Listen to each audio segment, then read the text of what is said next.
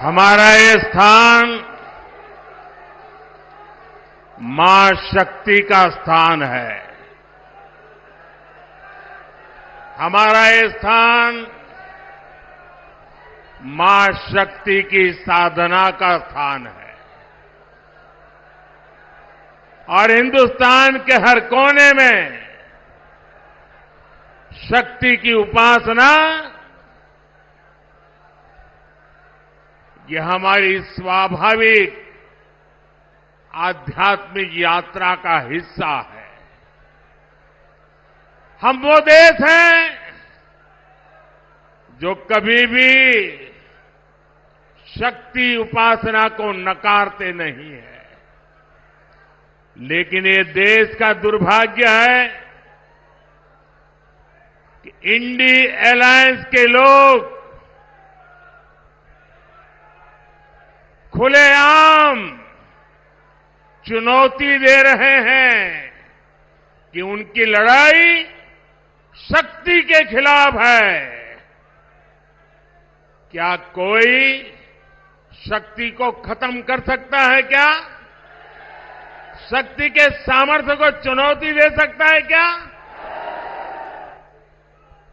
और जिन जिन लोगों ने शक्ति को नष्ट करने का प्रयास किया है, उन सबका क्या हाल हुआ है वो इतिहास में, पुराणों में अंकित है। साथियों,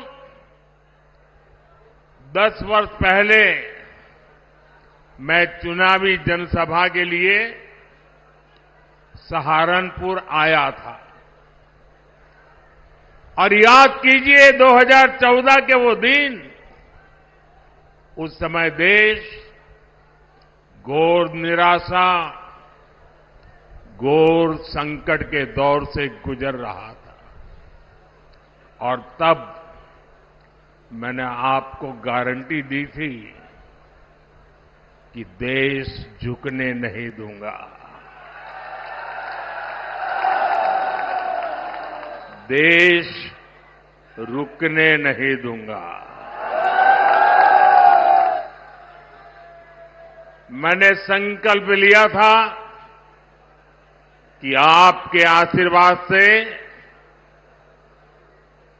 हर स्थिति को बदलूंगा, हर परिस्थिति को बदलूंगा, निराशा को आशा में बदलूंगा, आशा को विश्वास में बदलूंगा।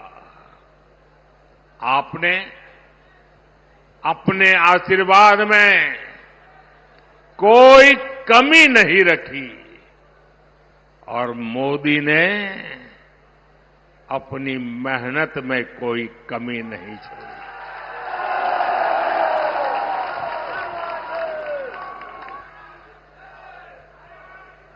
याद कीजिए, तब हमारा भारत दुनिया में 11वें नंबर की आर्थिक ताकत था। मोदी ने सिर्फ 10 साल में भारत को दुनिया की 5वीं सबसे बड़ी आर्थिक ताकत बना दिया है। तब कांग्रेस सरकार ने भारत की छवि कमजोर देश, भ्रष्ट देश ऐसी ही बना के रख दी थी। आज बीजेपी सरकार ने भारत की छवि मजबूत और तेजी से विकसित होते देश की बना दी है। बनी है कि नहीं बनी है? पूरी दुनिया में हिंदुस्तान का डंका बज रहा है कि नहीं बज रहा है? यूरोप में भी भारत का डंका बज रहा है, अमेरिका में भी भारत का डंका बज रहा है, अफ्रीका में भी भारत का डंका बज रहा है, सारी दुनिया में देश का डंका बज रहा है ना। कैसे?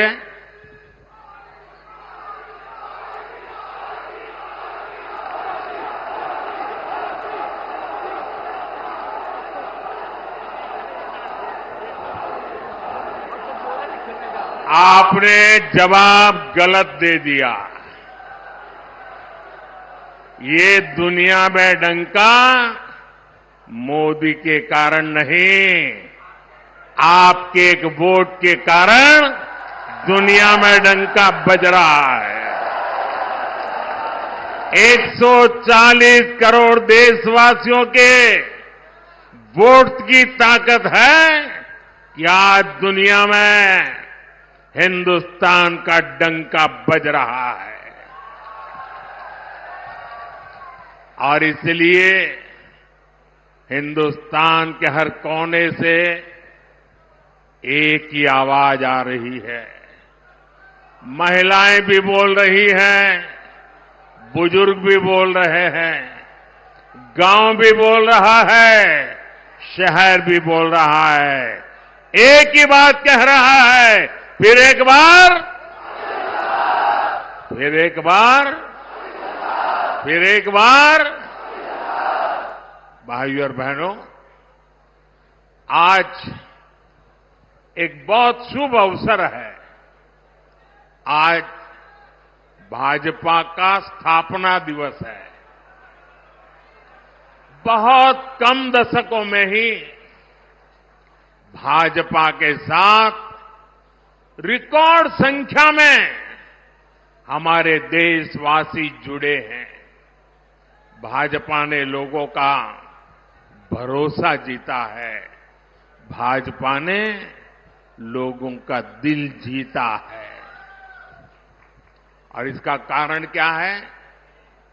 इसका सबसे बड़ा कारण है कि भाजपा राजनीति नहीं, राष्ट्र नीति पर चलती है। भाजपा के लिए राष्ट्र प्रथम है। ये भाजपा का नारा नहीं, भाजपा का आर्टिकल ऑफ फेथ है। यह हमारा विश्वास है, यह हमारी रगों में है, यह हमारे सपनों में है, यह हमारे संकल्प में है। राष्ट्र प्रथम हमारे लिए देश से बड़ा और कुछ नहीं है। देश हित से बड़ा और कुछ हो भी नहीं सकता। भाजपा से लोग सत्ता के लिए नहीं जुड़ते, बल्कि एक मिशन के लिए जुड़ते हैं। इसलिए भाजपा ने अपने सिद्धांतों, अपने संकल्पों को हमेशा राजनीतिक स्वार्थ से छोड़ करके राष्ट्रहित की सुप्रीमेसी के लिए ऊपर रखा है।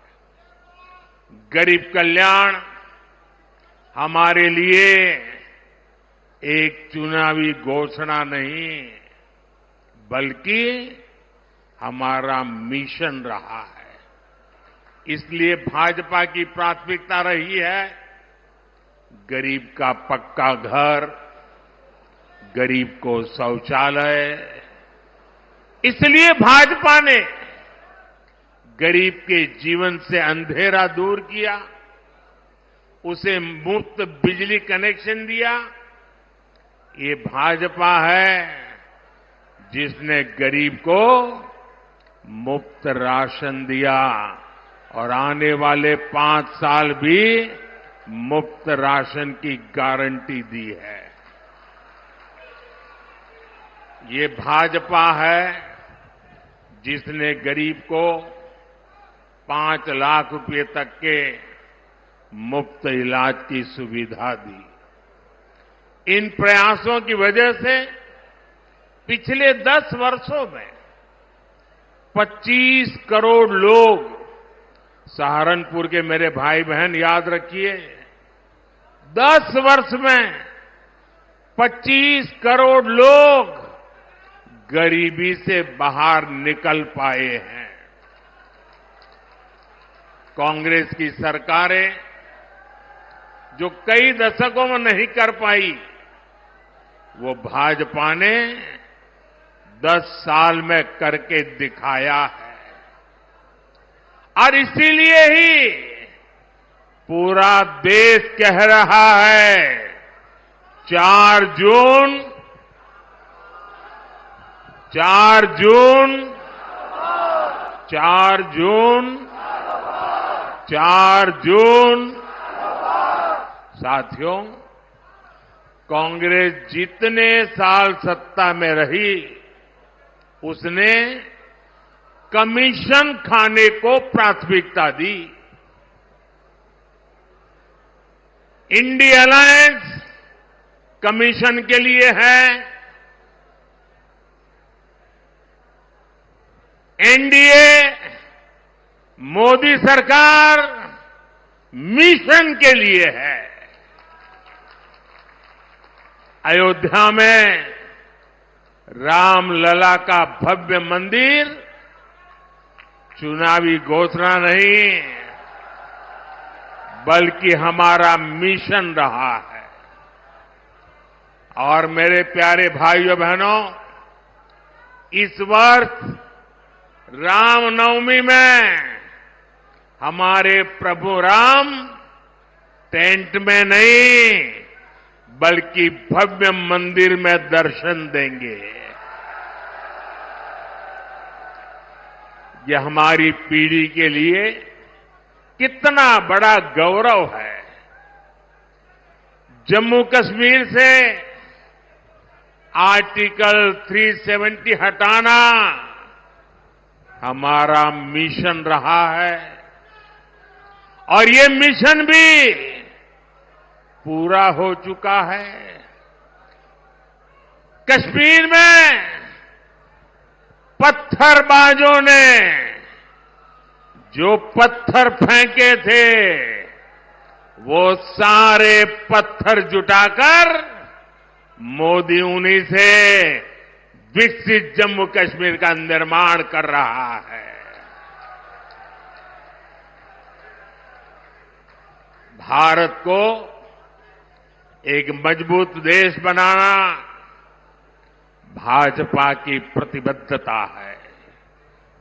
यानी जैसी भाजपा की नीयत है, जैसी निष्ठा है, नीतियां भी वैसी ही बनती है। और इसलिए आज हर हिंदुस्तानी कहता है, अनुभव से कह रहा है, नीयत सही तो नतीजे सही। साथियों, बीजेपी सरकार बिना भेदभाव के काम करती है। हमारी सोच यही है कि सरकार की योजनाएं हर वर्ग, हर जाति, हर व्यक्ति तक पहुंचे। और इसलिए भाजपा सरकार ने 10 साल पूरी ताकत से काम किया है और हमारा तो मंत्र रहा है सैचुरेशन।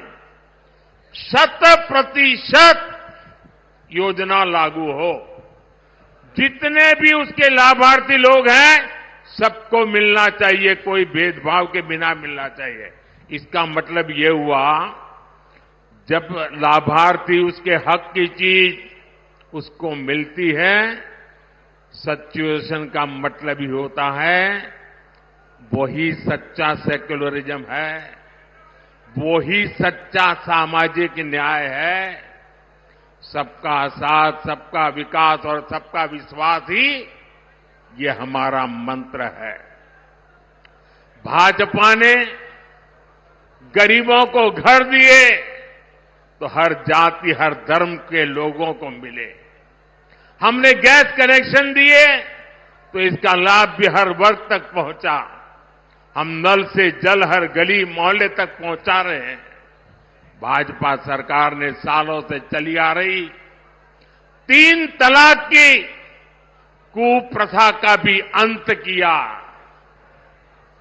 हमने बड़ा कानून बनाकर करोड़ों मुस्लिम बहनों के हित में काम किया, उनकी गरिमा को पुनः स्थापित किया।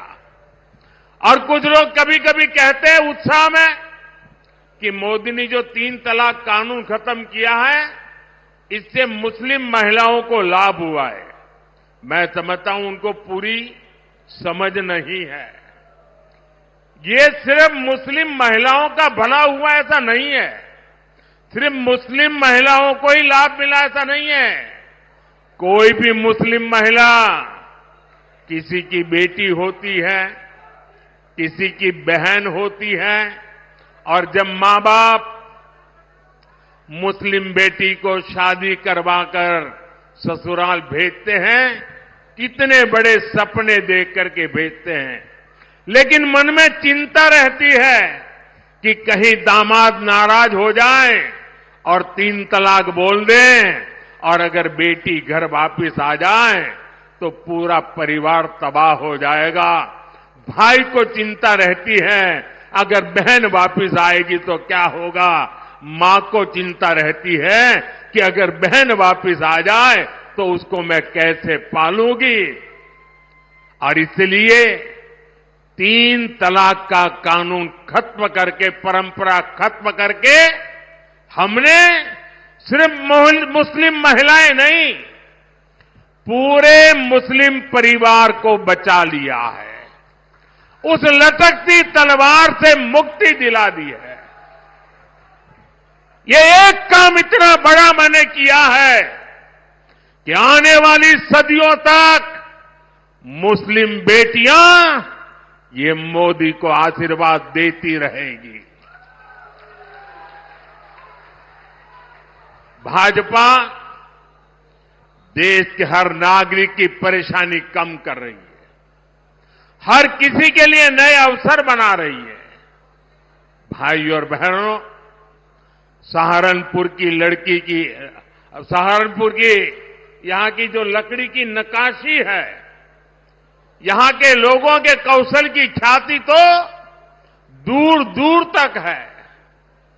और योगी जी हो या मोदी, आपका ध्यान है, इसलिए हम दोनों एक बात पर बार बार बोलते हैं, vocal for local, vocal for local.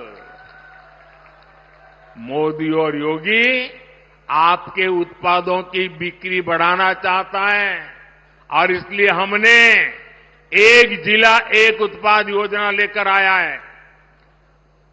क्या इंडी गठबंधन के नेताओं से ये बातें आपने कभी सुनी है?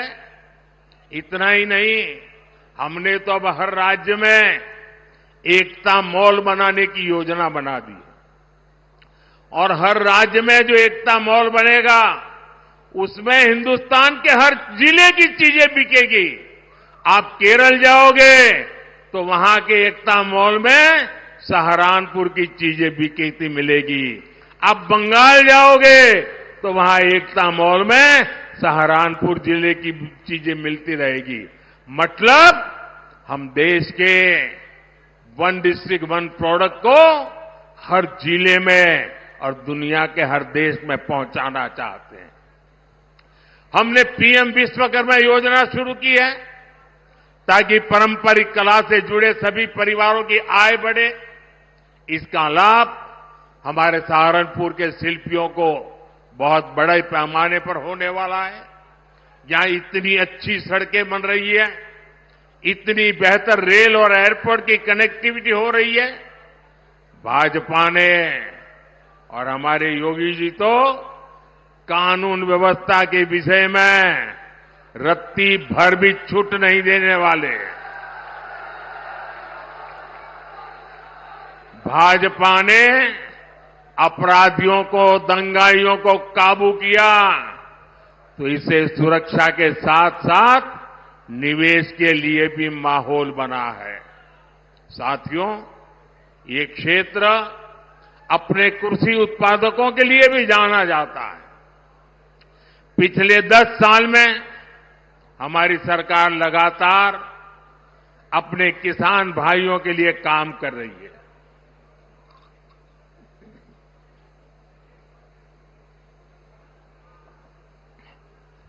किसान की छोटी छोटी जरूरत को लेकर हमारी सरकार संवेदनशील है। आज देश में छोटे किसानों की पीएम किसान निधि के जरिए मदद की जा रही है। अकेले यहां सहारनपुर में ही 3 लाख से ज्यादा किसानों के खाते में 860 करोड़ रुपए सीधे भेजे जा चुके हैं। इसका बड़ा फायदा यहां के गन्ना किसानों को भी हुआ है। हमारे किसानों को यूरिया की खाद की कमी ना हो, इस पर भी हमारा ध्यान है। आप जान करके हैरान हो जाओगे भैया, एक आंकड़ा मैं कहता हूं, याद रखोगे आप लोग? मैं एक आंकड़ा बोलता हूं, आप याद रखोगे? सभी किसानों को बताओगे? घर घर जाके बताओगे? तो आंकड़ा बताऊं?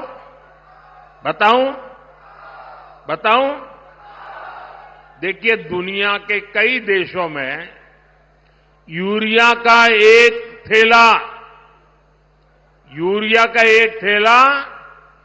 3,000 रुपये में, यूरिया का बोरा 3,000 रुपये में मिलता है। कितने में?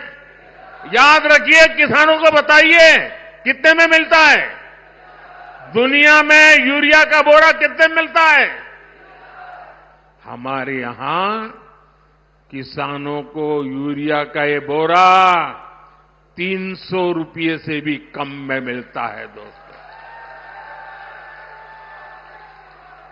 अब मुझे बताइए, ये बात किसानों को बतानी चाहिए कि नहीं बतानी चाहिए? घर घर जाके बतानी चाहिए कि नहीं बतानी चाहिए? साथियों, अब हम भारत को विकसित राष्ट्र बनाने के मिशन में जुटे हैं।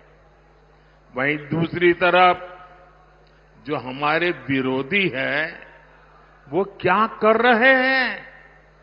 ये सत्ता पाने के लिए तड़प रहे हैं, छटपटा रहे हैं। मैं देश का पहला चुनाव देख रहा हूं जहां विपक्ष जीत का दावा नहीं कर रहा है। किसी विपक्ष के नेता से आपने सुना कि भाई उनकी सरकार बनेगी? सुना? कोई बोलता है? बल्कि विपक्ष सिर्फ इसलिए चुनाव लड़ रहा है ताकि भाजपा की सीटें 370 से कम की जा सके और एनडीए की 400 से कम की जा सके, इसके लिए लड़ाई लड़ रहा है। आज सपा की स्थिति यह है कि यहां हर घंटे उसे अपने उम्मीदवार बदलने पड़ रहे हैं। ये लोग उम्मीदवारों तक का फैसला नहीं पाला रहे। और कांग्रेस की स्थिति तो और विचित्र है। कांग्रेस को तो उम्मीदवार ही नहीं मिल रहे।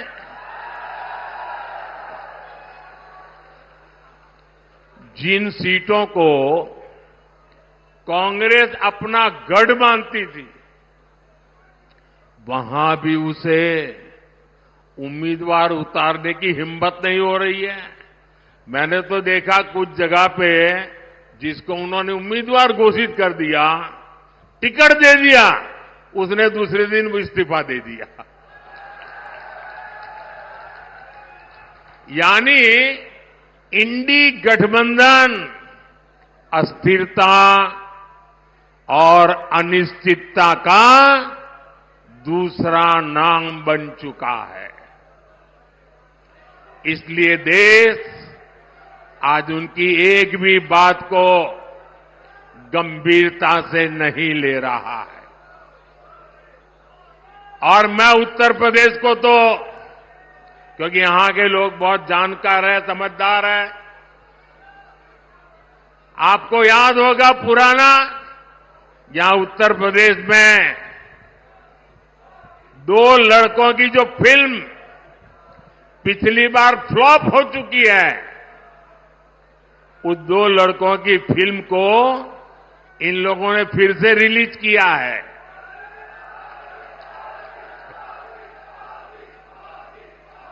मुझे समझ नहीं आता, अरे काठ की हांडी को ये इंडी गठबंधन वाले कितनी बार चढ़ाएंगे।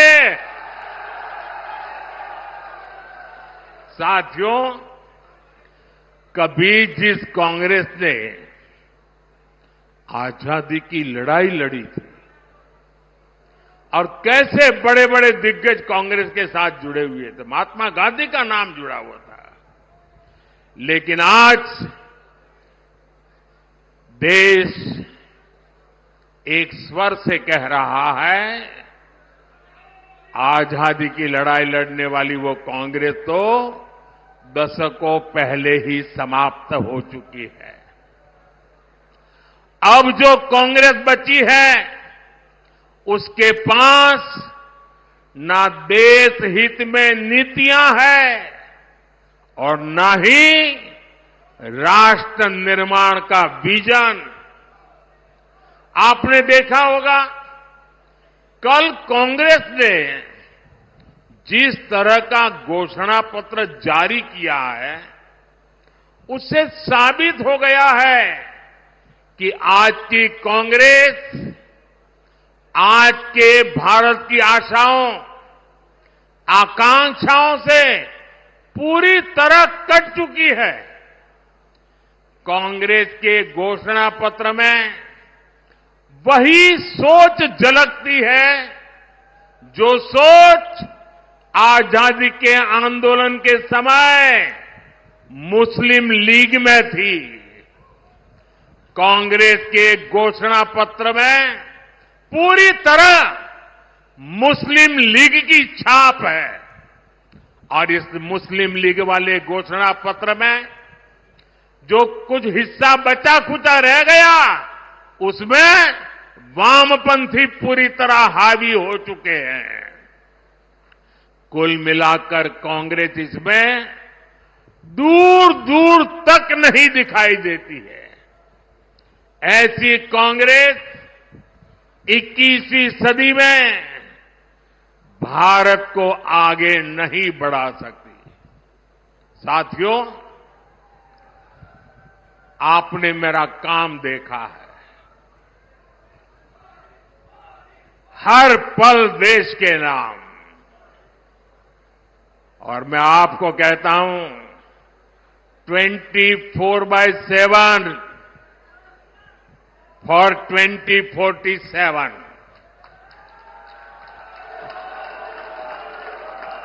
24/7 फॉर 2047। ये मोदी हर पल आपके नाम, हर पल देश के नाम। और इसलिए मोदी कहता है, आपका सपना मोदी का संकल्प है। मैं अगर भ्रष्टाचार पर आज कड़ा प्रहार कर रहा हूं तो ये आपके बेहतर भविष्य के लिए ही है। भ्रष्टाचारी गरीब के सपनों को तोड़ते हैं, आपको लूटते हैं, आपके अधिकारों को लूटते हैं, आपको आगे बढ़ने से रोकते हैं। अगर आपका बेटा या बेटी नौकरी के लिए योग्य है,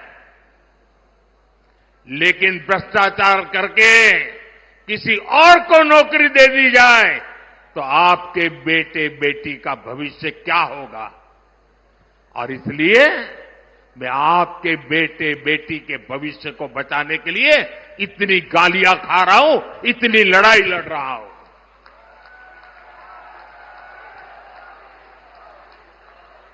और ये भ्रष्टाचारी एकजुट होकर मोदी को धमकी दे रहे हैं। मेरे देशवासियों, आपके सामने चित्र साफ है। हम हैं जिसका मिशन है भ्रष्टाचार हटाओ, और वो है, उनका कमीशन कहता है भ्रष्टाचारी बचाओ। लेकिन मेरे प्यारे देशवासियों, ये मोदी है, पीछे हटने वाला नहीं है। भ्रष्टाचार पर तेज कार्रवाई जारी रहेगी, ये मोदी की गारंटी है।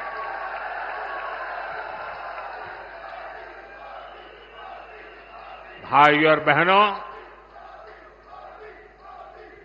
10 साल में जो हुआ है, इसकी आज चारों तरफ चर्चा है। लोग घंटों घंटों तक इस काम की सफलता की सराहना करते हैं। मैंने अभी एक बच्चे का वीडियो देखा, छोटा बच्चा, और वो A to Z मोदी ने क्या क्या योजनाएं लाई है बढ़िया तरीके से बोलता है। 8-10 साल का बच्चा था। इसका मतलब काम बहुत हुआ है, लोग इसे पसंद भी करते हैं। लेकिन मोदी का मन क्या कहता है? काम बहुत भले हुआ हो, लेकिन मोदी के मन में जो सपना है ना, उस हिसाब से तो ये काम अभी ट्रेलर है, ट्रेलर।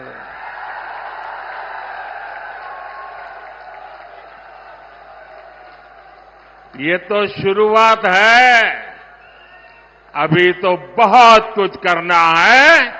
अभी तो हमें देश को बहुत आगे लेकर जाना है।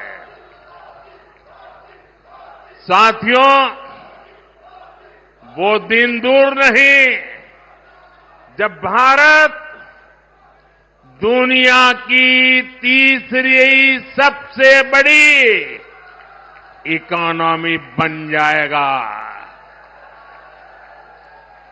वो दिन दूर नहीं जब भारत खाद्य तेल और दालों में भी आत्मनिर्भर हो जाएगा।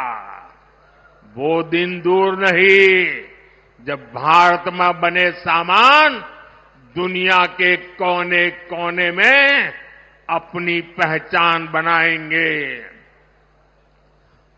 ऐसे ही विराट संकल्पों के लिए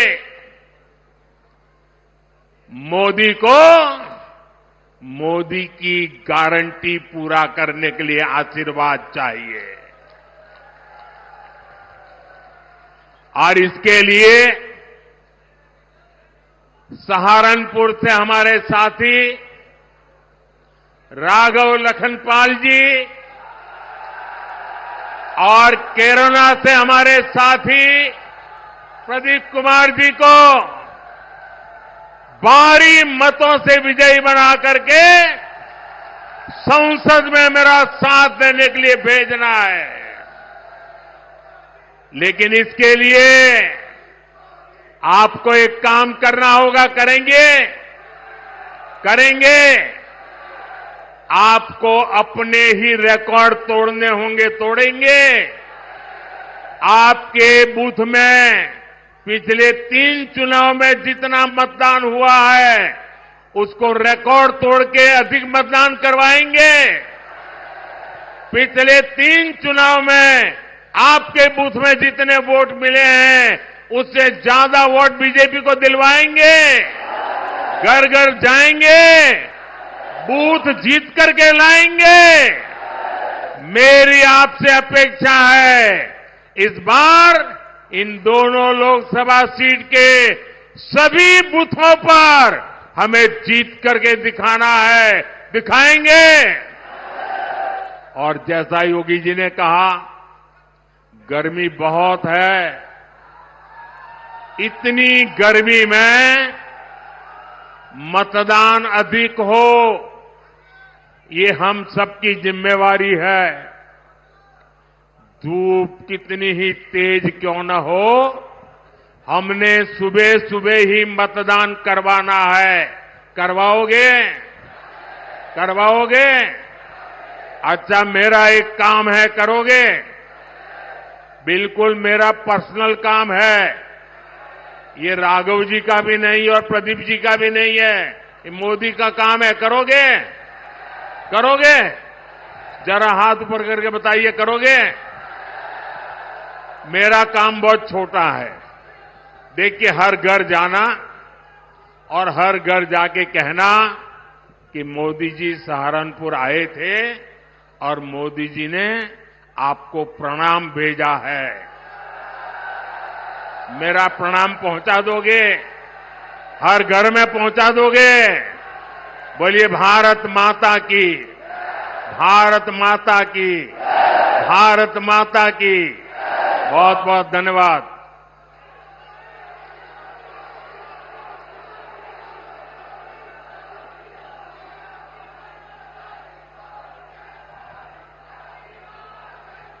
All right, so that was Prime Minister Narendra Modi's address in Saharanpur, where he is for a poll campaign ahead of the much anticipated Lok Sabha elections. Prime Minister Modi hit out at the opposition bloc, claiming that they are unstable and that they have they don't have any point that is in favor of the nation's development. They don't have any strategy in favor of the nation's development. He also claimed that India bloc is for commission, whereas the NDA is for a mission. In fact, he also took a jibe at the Congress, saying that Congress downgraded the image of India globally. India was seen as a corrupt nation 10 years ago, whereas the image has improved tremendously in the last 10 years if we talk about the global image of the nation.